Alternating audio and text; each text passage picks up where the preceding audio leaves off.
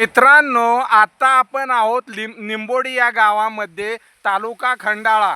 तर या शेतकऱ्यांनी पहा, हे आंब्याचे झाड विकत आणलेले होते. तर तुम्ही मला सांगा, या झाडाचा काय प्रॉब्लेम आहे? लहान आंबे लागत त्यात, आंबट आंबे आहेत, छोटे आहेत.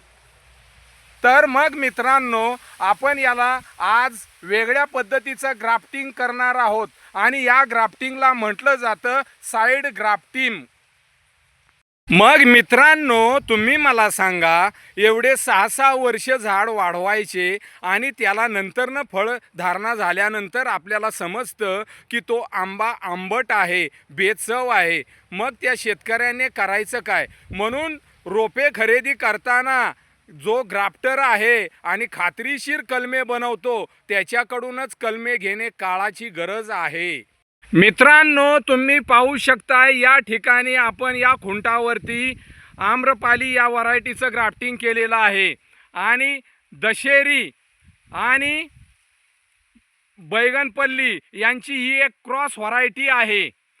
आणि याच्यानंतर मित्रांनो, या ठिकाणी तुम्ही पाहू शकताय, या ठिकाणी सोनपरी या आंब्याचं आपण यथायोग्य पद्धतीने ग्राफ्टिंग केलेलं आहे.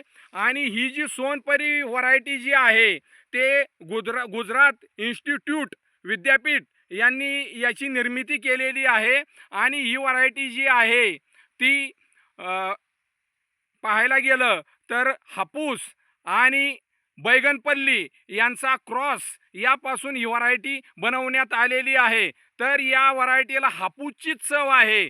आणि या व्हरायटी जी आम्रपाली आहे, हिला द्राक्षाच्या घडाप्रमाणेच आंबे लागतात. आणि या व्हरायटीला जो आहे पाड, तो पाड थोडा उशिरा लागतो.